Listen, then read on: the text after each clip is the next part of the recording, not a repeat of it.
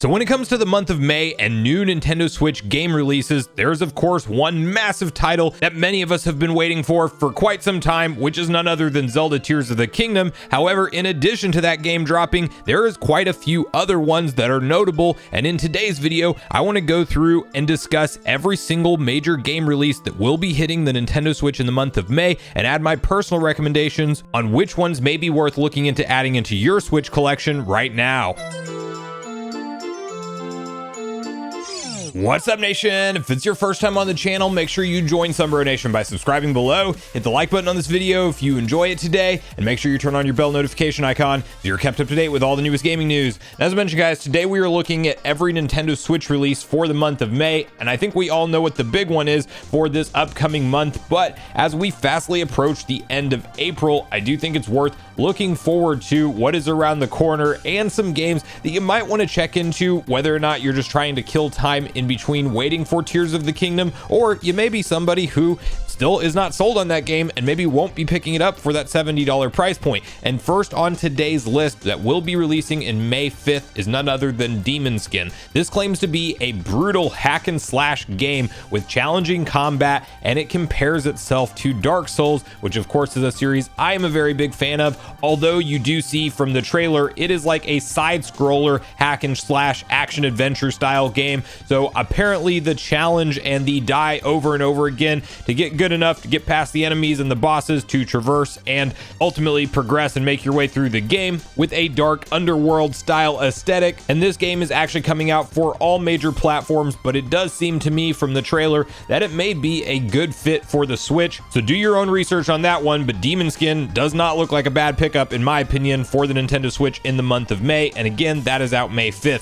From there we have Doke Upon Kingdom Connect. This one looks to be more of a mobile game to me. It is claimed to be an RPG with strategy elements and seems to be pretty story driven, so not really one that's on my radar, but there may be fans of this style of game out there that you may want to look into it more. Garden Simulator, a simulator apparently of owning a garden. We're not going to spend any time on that one. Then you have TT Isle of Man Ride on the Edge 3, which looks to be of course a motorcycle racing simulator. I haven't played one of these since probably the Genesis in terms of just straight up a game where you ride around on a motorcycle. I want to say it was Road Rash is the game that I'm thinking of, but honestly it's been so many years. Anyway, this one doesn't look bad from the trailer. Not sure of the price point on that one, but it is out May 11th, and one that if you are a fan of racing games, specifically being on a motorcycle in racing games, it might be worth looking into. Fuga Melodies of Steel 2 is apparently the sequel to Fuga Melodies of Steel 1. I did not know that was a game, but this is a turn-based RPG that doesn't look bad from the trailer. Probably one that I won't look into myself, but worth noting, it's out on May 11th, and maybe if you were a fan of the first game, now you know the sequel's out and you can look into picking it up and adding it into your Switch collection. Then of course, as we look towards May 12th, we have to spend just a little bit of time on the most anticipated Nintendo Switch game release, maybe of all time period, and that is of course The Legend of Zelda Tears of the Kingdom, because the long wait is finally over come May 12th. We thought we would get this game potentially in 2021 at one point. Then we got confirmation from Nintendo that they were quote unquote aiming for a 2022 release. And of course, we then had that updated announcement come out that they would be targeting a spring release of 2023. And we later got the exact date, which of course is May 12th. There is so much hype and anticipation around this game online right now. Every video that has anything Tears of the Kingdom in it is blowing up in terms of views, and for good reason. Zelda fans are ready to experience the sequel to the most successful entry in the series ever, which of course is Breath of the Wild. And while there are some naysayers still online claiming that this game is $70 DLC due to the fact that it takes place in the same Hyrule, it's of course the same game engine, it is a direct sequel after all. I truly believe with what we have seen so far, especially following the most recent trailer provided from Nintendo, branded Trailer 3, revealed to us so much of the depth of the story that will be unfolding throughout this game. We also had the prior 10-minute gameplay presentation collection, where we got a deeper look at Link's new abilities like Fuse and Ultra Hand and Ascend and Recall, and those are likely not even all the abilities that we will unlock throughout the games. We know that the 7 Tears of the Kingdom are a central story plot, and we are likely going to be also unlocking additional abilities that we have not seen so far, potentially tied to the collection of those tiers, and we may indeed be talking about traditional dungeons coming back in some way, shape, or form as well. And from everything they've shown me so far for the story, it looks to be a top-notch experience, so don't sleep on this one. I know it's the first $70 retail priced first-party Nintendo published game so far. I truly believe it will be worth every penny, and I personally cannot wait to hop into it on May 12th myself. That's definitely going to take the majority of my hours that I have available to play games at all period for the foreseeable future. So while we will talk about the rest of the games on today's list, Tears of the Kingdom for me is definitely going to steal most, if not all, of my time when it comes to gaming in the month of May. Then you have Lego 2K Drive next up on the list, which actually claims to be a AAA open world driving game, so that one may be worth at least keeping your eye out for reviews on and seeing if it's your style of gameplay that you would get into. It is out May 19th. From there, we have Eterna Noctis Pit of the Damned, which is actually DLC for Eterna Noctis. I haven't looked into that myself, but it is out May 22nd. And next up, we have on May 23rd, Monster Menu, The Scavenger's Cookbook, which is a strategy RPG, but as you can see, very themed around food. And it looks like a unique enough concept to maybe do it for hardcore strategy RPG fans that maybe you also like food and you want to combine the best of both worlds. Doesn't look bad from the gameplay trailer, so maybe look into that one for strategy RPG fans. Next up is Glitchbusters Stuck on You, which is out May 23rd, and this is claimed to be an action game, but if you look at it, there's a lot of unique different gameplay going on throughout, different perspectives. Sometimes your side-scrolling style, sometimes your more traditional 3D. This one doesn't look bad and is one I haven't seen before doing the research for this video, so one that might be worth looking into. It is a sci-fi future-based game. Apparently you have something to do with AI in this thing, which is definitely a hot topic online right now. Anyway, this game's out May 23rd and doesn't look to be a bad action pickup for the Switch. Next up is Farming Simulator 23, because if by 22 installments of this thing you haven't had enough Farming Simulator experience, well, now you have the 23rd installment, and this is out the same day, May 23rd. And while I've never gotten into these simulation style games very much myself, there's definitely a big market for them if they're making 23 of them. I don't know if they're all individual releases or if they've just been like around truly for forever. So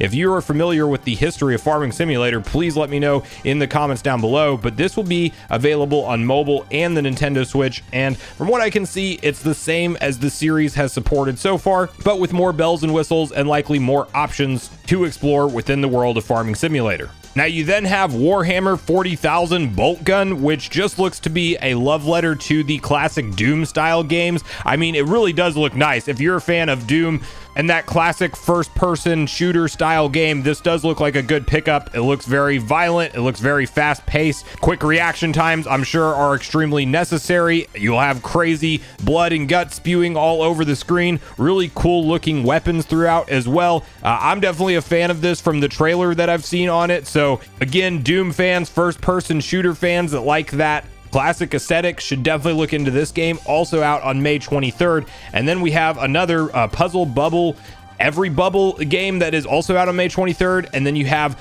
on May 25th, which, by the way, that's like 1, 2, 3, 4, 5 different games all dropping on the 23rd of May. So I guess that's the date to pay attention to. Then you have Kaizuna AI Touch the Beat, which is a rhythm game. And interestingly, it looks to be designed for VR in mind, but apparently you don't have to do VR because it has a non-VR mode. And maybe you can do VR with the Labo. I don't know how that will work out exactly for you with your Switch. But anyway, this game definitely seems like it's more designed with VR in mind, but if you do want to play it with just your Joy-Cons or even traditional analog controls and you know what to expect from kind of a Beat Saber style game, then that may be worth looking into for you. Out May 25th also. Next up is Bat Boy. Then we have Batsugun Saturn Tribute Boosted. We have Do Not Feed the Monkeys game 2099. You can see that really Nintendo cleared out a lot of the heavy hitters for Tears of the Kingdom, because it definitely kind of falls off a cliff in terms of releases after that game. Fitness Circuit, that would be one that I'm assuming is related to fitness. There was big success with Ring Fit Adventure, so if you're looking for another fitness game, that may be worth looking into. Chronicles of Two Heroes is next up, out May 26th, and this one gives me Metroidvania vibes for sure. It's that SNES Genesis era style side-scrolling action-adventure game, and just upon first inspection of the trailer for this title, it does look to be pretty impressive in my personal opinion. You have some nice fast dash across the screen type abilities. You have down stabs that you can do on different enemies. You definitely have a lot going on screen all at once. Various bigger boss fights that look to be going on. So Metroidvania fans out there should definitely look into this one because it might be one of those sleeper classics. I haven't seen a ton of promotion around this game, but I do think that it is one that you should definitely look into in the month of May when it comes to new Nintendo Switch releases, especially, like I said, for Metroidvania game fans out there. Far World Pioneers is the next game on the list, out May 30th, and this actually claims to be an open world colony simulator where you can build and craft and create your own landscapes and environments, more or less. It doesn't look bad from the trailer. Again, one that I have not seen before doing the research for this video, but if you are a fan of that style of game, this does seem to be a cool one with more of that classic retro style graphics that we see featured a lot now in more indie level games, but one that will be out towards the end of the month and worth looking into. Decarnation is next up on the list, and this one is an action adventure survival horror type of game with some RPG elements as well. Definitely looks to have a darker undertone, as you would expect with any kind of horror survival game, but not a bad looking game. It's just one that I don't necessarily think that I will be super interested in picking up, but you can definitely see from the trailer on screen whether or not it's up your alley or not. And that one is out just in the month of May. These last couple here apparently don't have lockdown release dates yet, but just at some point in the month they will be out. And the very last game in the month of May that will be coming to the Switch is Backpack Hero. It's an inventory management roguelike type game, and we'll just leave it at that. Strategy RPG elements. I'm not really more or less interested in this game after looking at the trailer for it. So that about wraps us up for the month of May, and we will have to really start to talk about, once we get past Tears of the Kingdom and we know that in July we have Pikmin 4,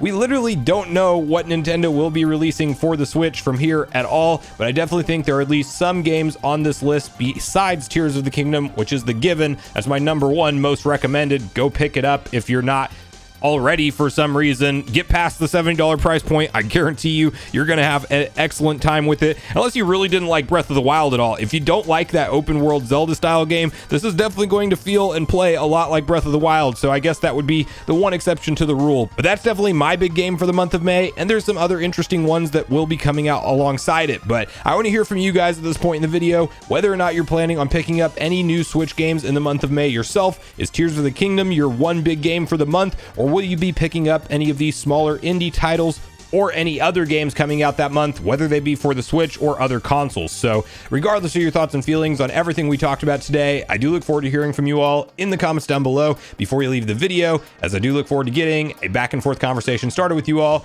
around these topics. Go watch yesterday's video next if you haven't already, which is on screen right now. Also make sure you like, subscribe, turn on your notification bell, and I will see you guys in the next video.